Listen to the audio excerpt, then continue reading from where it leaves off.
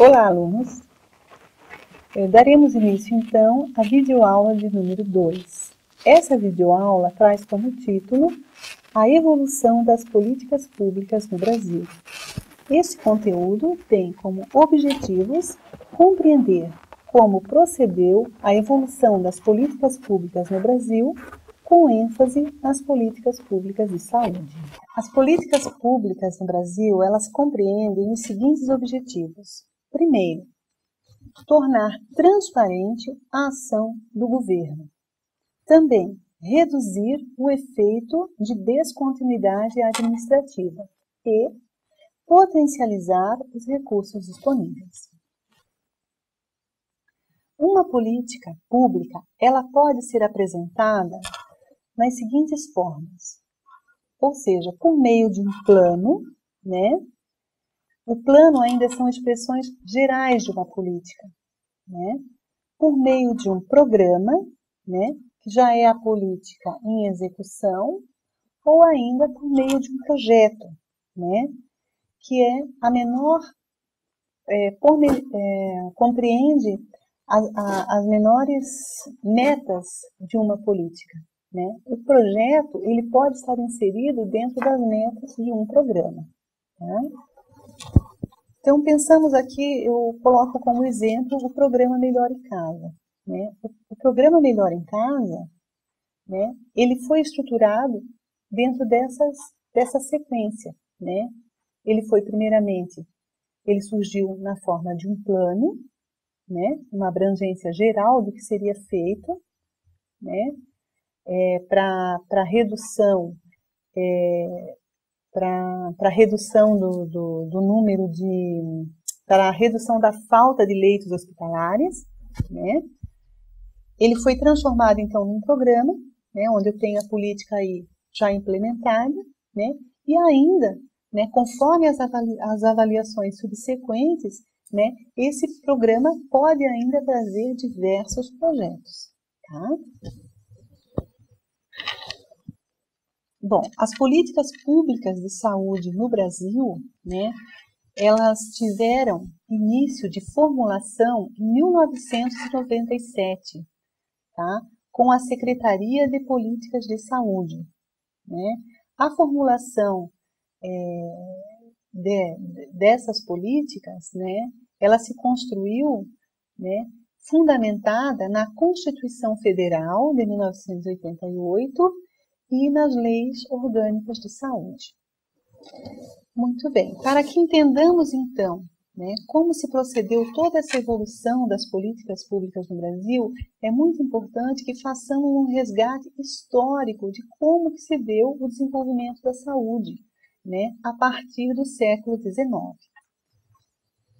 Então, no século XIX, né, ali por volta de, né, depois do ano de 1801, 1802, tá? Nós tivemos, então, já um pensar sobre saúde no Brasil, com a vinda da corte, né, a residir, então, no Rio de Janeiro, né, e o Brasil ele passa a ser, então, o centro de atenções sanitárias. Por quê? Porque acontecem, né, são construídas as primeiras escolas de medicina no país. Então, nós tivemos aí a Academia Médico-Cirúrgica do Rio de Janeiro, em 1813, né, a Academia Médico-Cirúrgica da Bahia, em 1815, e ainda a Imperial Academia de Medicina, em 1829. Evoluindo um pouquinho ainda nas políticas, no ano de 1890 e de 1900, verificamos o quê? Que, embora já houvesse uma preocupação em construção de escolas de medicina, né, o Brasil ele sofria com intensas epidemias de varíola, epidemias de febre amarela, epidemias de peste bubônica, né, e de cólera. Tá? Mas esse período também ele é marcado, né, pela questão de querer se descobrir a cura para essas doenças e não a finalidade de se prevenir essas doenças. Essa era, então, ela é denominada como era bacteriológica. tá? Onde sobrepõe-se, né, aos determinantes sociais das doenças. Ou seja, a estrutura dos serviços de saúde no âmbito do Estado tem um ênfase no conhecimento científico do saber, onde não é valorizado saberes populares. Os serviços, então, eles são denominados como estabelecimentos em uma relação vertical. Ainda nesse mesmo período, entre esse período, né, de 1880 a 1930, mais precisamente no ano de 1923, já existe aí uma preocupação com a saúde, mas aí envolvendo a economia do país, né, onde são criadas as caixas de aposentadorias e pensões, mediante a Lei Eloy Chaves. As caixas de aposentadorias e pensões eram organizações privadas formadas por empresas que reconheciam os direitos previdenciários e trabalhistas para algumas categorias de trabalhadores. Essas categorias beneficiadas eram os ferroviários, né, e os marítimos, certo? Então, assim, essas caixas, então, elas eram formadas mediante a contribuição de parcerias, né, entre o empresário e o empregado. E esses fundos iriam, né, gerar contribuições, esses benefícios, beneficiando a economia do país. Um outro momento importante no país foi as décadas, né, de 30 a 45, né, 30 a 40, onde nós temos aí os anos de 1930 a 1945, onde é criado o Ministério da Educação e da Saúde, né, e aonde, na época, quem governava o país era Getúlio Vargas, né, foi criado os IAPs, ou seja, os Institutos de Aposentadorias e Pensões. Vejam que aqui existia uma preocupação, né, com o benefício social, né, já começavam aqui a afirmar realmente as leis trabalhistas, mas ainda não havia uma preocupação com a saúde pública, né? A saúde pública era tratada por meio de campanhas sanitárias e a assistência médica, ela ainda, né, se firmava no modelo curativo e individual. Em 1945 a 1960, nós já temos um pouquinho de avanço aí, né, uma certa preocupação com a saúde, né, social, onde é criado aí a medicina social, né? Então, nesse momento histórico aqui, né, é pensado que a saúde ela não estava relacionada só à ausência de doença, mas também a algumas questões sociais. E o Estado, né, ele é o grande mediador, né, de soluções de problemas de saúde.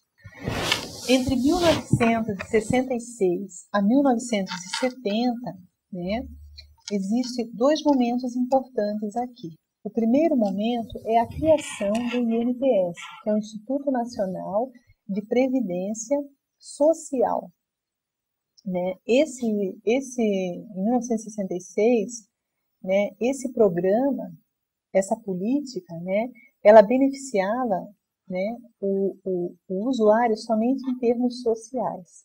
Não, ele beneficiava o usuário em termos sociais e em termos de saúde.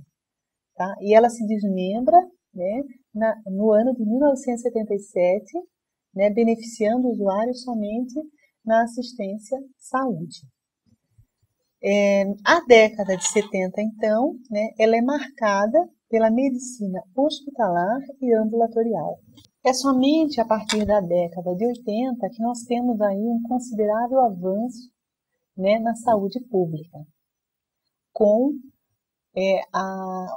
mediante, né, a ocorrência das conferências nacionais de saúde.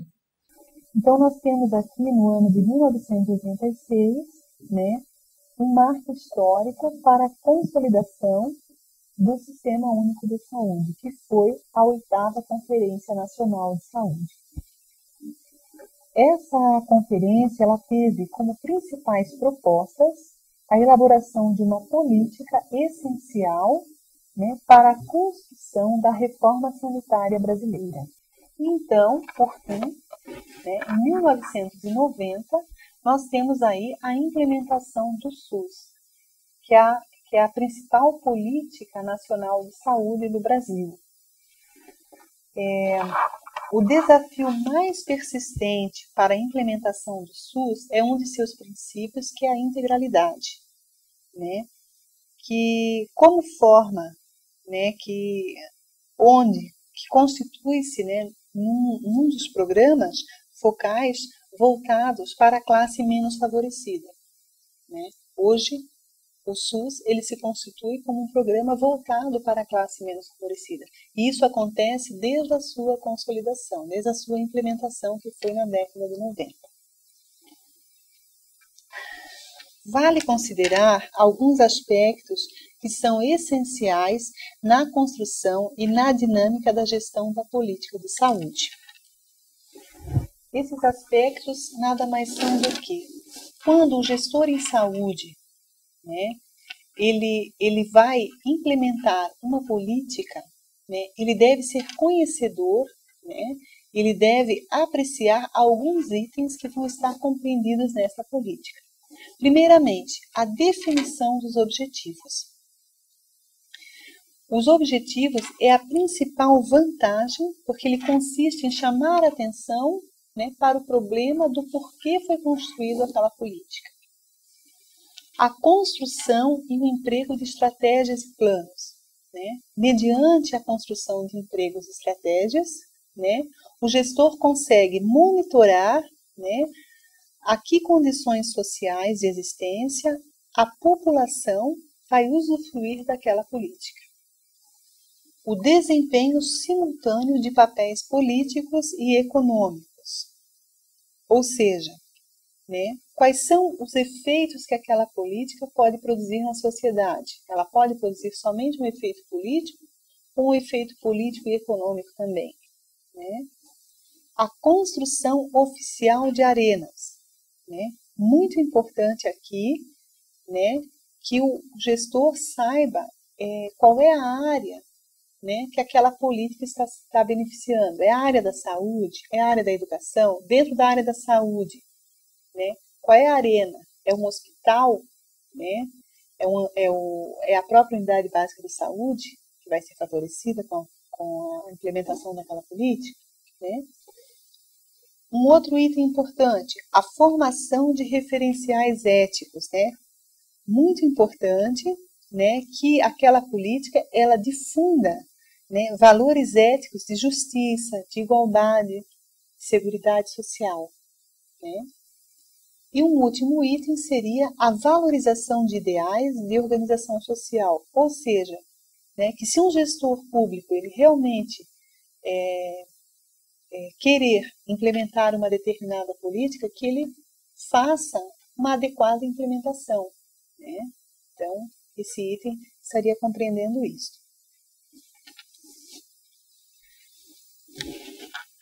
Por fim, para finalizarmos esta aula, né, concluímos colocando que a política de saúde se encontra, né, sob 3 interfaces, que seriam o Estado, o mercado e a sociedade. Então, o Estado ele é responsável pela definição de obrigações, leis, normas. A sociedade, ela contribui com a formação da política porque ela financia, de certa forma, a política, né? Com o pagamento, com a contribuição de tributos, de impostos. E ainda, a sociedade, ela pode ser aquela que vai usufruir, né, daquela política a ser implementada. E, por fim, o mercado. Né? O mercado, né, ele se relaciona, né, ele é uma interface na formação de uma política de saúde porque ele contribui com os insumos, ou seja, o que vai ser utilizado para aquela política funcionar. Né? A indústria de medicamentos, a produção de vacinas, o fornecimento de vacinas, né, ou de equipamentos.